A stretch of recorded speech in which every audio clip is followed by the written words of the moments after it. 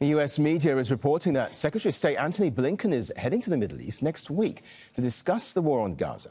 His visit comes as Israel expands its ground offensive, targeting areas in central and southern Gaza. Regional mediator Egypt has put forward a three-stage plan to end the violence, but that's yet to be accepted by either Hamas or Israel.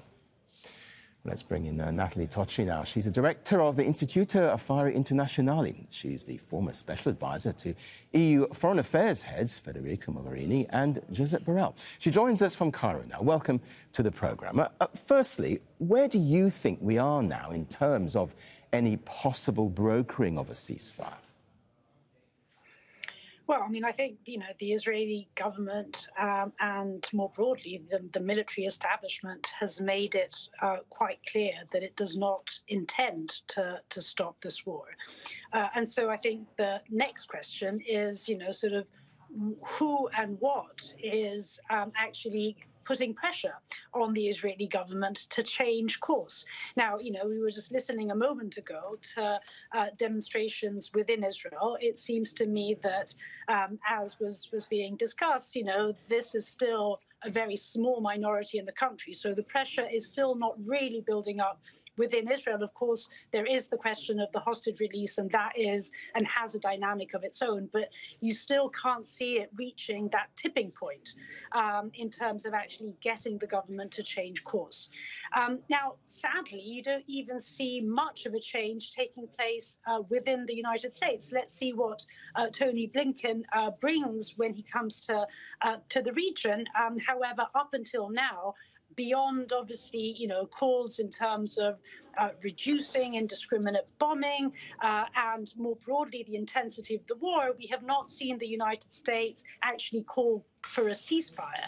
And so, at the moment, basically, obviously there is the question of Egypt. And I think it's interesting the way in which Egypt has rather recently been stepping up more visibly. And obviously there will be a dynamic between Egypt and the United States, which will increase pressure on Washington to push Israel towards a ceasefire. Because, of course, as we know, the longer this war goes on, and the greater the pressure it will be in terms of actually getting to essentially an ethnic cleansing of Palestinians moving into Egypt from Gaza, which, of course, is what Egypt wants to avoid. Right. You mentioned the dynamic there. I mean, what about the dynamic between US President Joe Biden and Israeli Prime Minister Benjamin Netanyahu?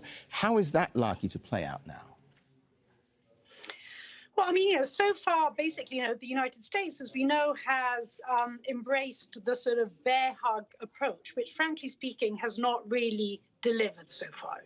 At the moment, as I said, you don't really see much of a change happening yet in the United States. Now, of course, as the US heads into its presidential campaign, I think there will be an increasing pressure within the United States and on the Biden administration. In fact, Biden himself will probably want this war to end sooner rather than later.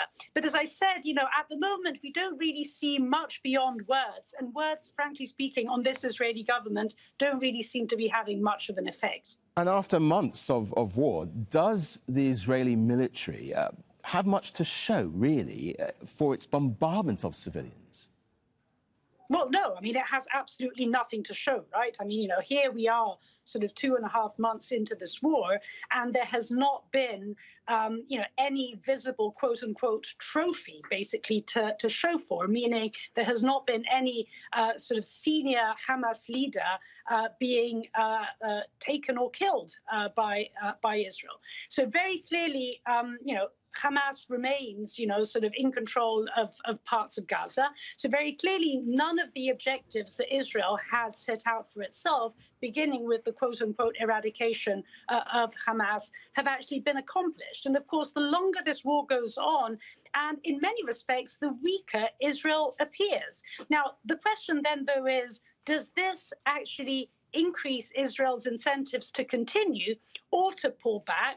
And tragically, it actually, the worse it gets, the less likely Israel is to achieve its objectives, the less likely it will be to want to pull back, in the sense that obviously pulling back now will obviously very clearly be seen as a demonstration of failure.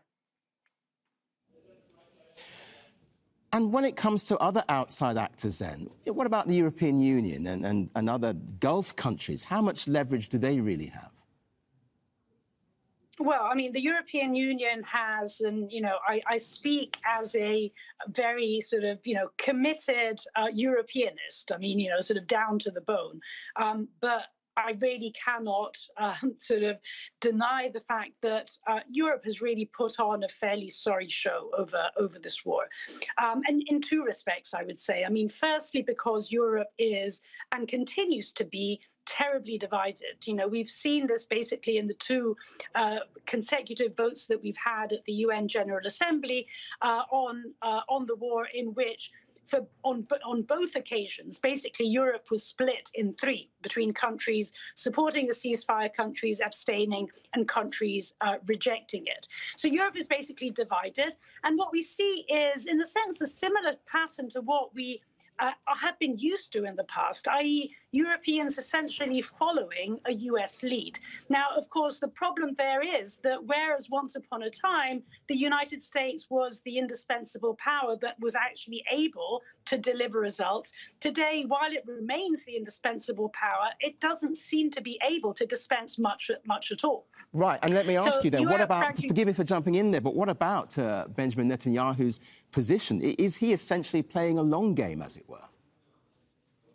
Yes, I mean, absolutely. I mean, I think sort of here there is a broad convergence, I would say, although coming probably from different interests between Benjamin Netanyahu himself and the broader political military establishment. So whereas in the case of Netanyahu, there's very clearly an interest in remaining in power and therefore avoiding elections, given that if Israel were to move to elections, very likely Netanyahu would be removed from power. And so in a sense, the only sort of opportunity that he has is, on the one hand, to prolong this war, hoping, of course, that if one manages, not obviously at this level of intensity, but if one manages to continue for a number of months and perhaps, almost into a year from now, and miraculously for Netanyahu, Donald Trump were to return to the White House, maybe he could actually be the eternal phoenix sort of rising from the ashes. So I would say, as far as Netanyahu is concerned, there very clearly is an interest in a long war.